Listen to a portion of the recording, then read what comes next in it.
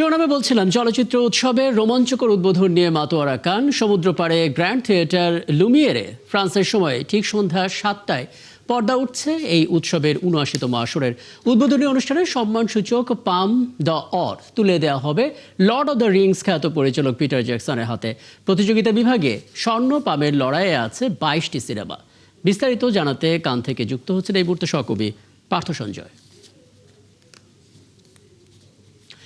পার্থ, আরও একবার ইতিহাসের অংশ হচ্ছেন আপনি এবং আপনার মাধ্যমে ক্ষণে ক্ষণে আপডেট পাচ্ছিলাম। আরও একবার একটু জানাবেন উৎসবের উদ্বোধনের আয়োজনে কি কি থাকছে, কতক্ষণ সময় বাকি এবং এখন পর্যন্ত আসলে কাদের কাদের উপস্থিতি আপনি দেখতে পাচ্ছেন, সার্বিক তথ্য আমাদেরকে একটু জানাবেন পার্থ।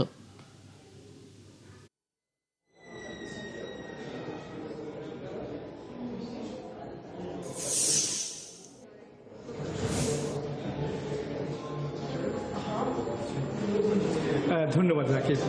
এই মুহূর্তে আসলে যেখানে দাঁড়িয়ে আছি পারদা ফেস্টিভ্যাল অ্যারেনায়, এবং সেখানে হিরণময় নীরবতা।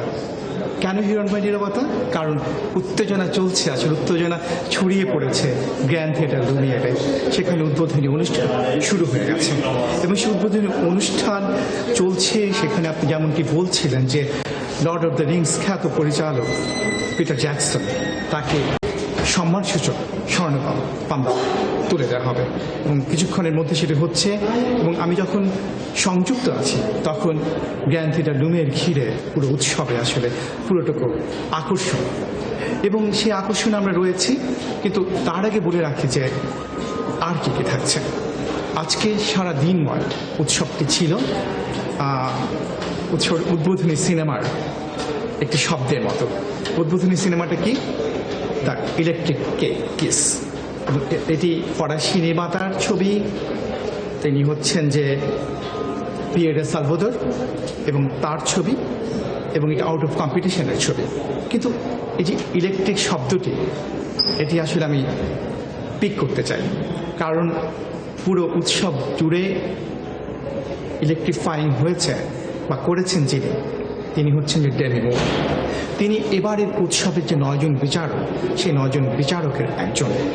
তিনি ফটোকলস থেকে শুরু করে তিনি প্রেস কনফারেন্স, জুরিদের প্রেস কনফারেন্স, সেখানে আমি উপস্থিত ছিলাম, সেখানে মাত করেছেন তিনি। এবং তিনি প্রেস কনফারেন্সে কথা বলেছেন তার এর আগের বছর, দুঃখিত ২০২৪-এর ছবি দ্য সাবস্টেন্স, এবং সেই ছবি নিয়ে তিনি কথা বলেছেন। এআই আর্টিফিশিয়াল ইন্টেলিজেন্স নিয়ে কথা বলেছেন, এবং সেটি কীভাবে কনফার্ম করছে সেটি নিয়ে কথা বলেছেন। সেই প্রেস কনফারেন্সে সিনেমার অনেক বেশি উঠে এসেছে গাঁজা প্রসঙ্গ। এবং এই তো সব কিছু আছে ডেমি মুরময় প্রতিযোগিতা উৎসবের প্রথম দিন, এবং সেখানে বিচারকের যিনি সভাপতিত্ব করছেন সেটি হচ্ছে পার্ক চান উক, দক্ষিণ কোরিয়ার পরিচালক। তিনি পাশে ছিলেন, তারা কথা বলেছেন। কিন্তু উৎসব উদ্বোধনী ছবির কথা বললাম, আর উৎসবের প্রতিযোগিতা বিভাগ সেটি শুরু হয়ে যাবে আগামীকাল। ২২টি ছবি লড়াই করছে, এবং ২২টি ছবি বেছে নেওয়া হয়েছে ৪১টি দেশের মধ্য থেকে। দুঃখিত, ১৪১টি, অর্থাৎ ১৪১টি দেশের ২৫৪১টি ছবি থেকে ২২টি ছবি বাছাই করা হয়েছে, এবং সেই ছবি রয়েছে। কিন্তু প্রতিযোগিতা বিভাগে দক্ষিণ এশিয়ার উপস্থিতি নেই। দক্ষিণ এশিয়ার উপস্থিতি আছে এর পরের যে টায়ার, সে প্রতিযোগিতা বিভাগে, সেটা হচ্ছে আসার্তেরিগা।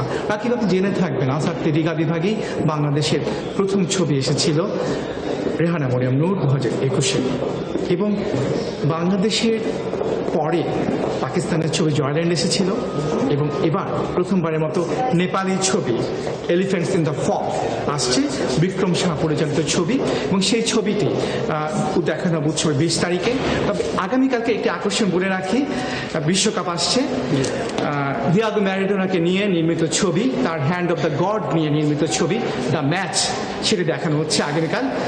অবশ্যই এবং নিশ্চয়ই এদিকে সবার চোখ থাকবে। এবং আপনি যেটা বলছিলেন যে ১৪১টি দেশের ২২টি সিনেমা আসলে স্বর্ণপামে দৌড়ে আছে, নিশ্চয়ই সেই আপডেটও ক্ষণে ক্ষণে আপনার কাছ থেকে পেতে থাকবো। ধন্যবাদ যুক্ত হওয়ার জন্য। আমাদের সঙ্গে কানের আপডেট জানাচ্ছিলেন সহকবি পার্থ সঞ্জয়।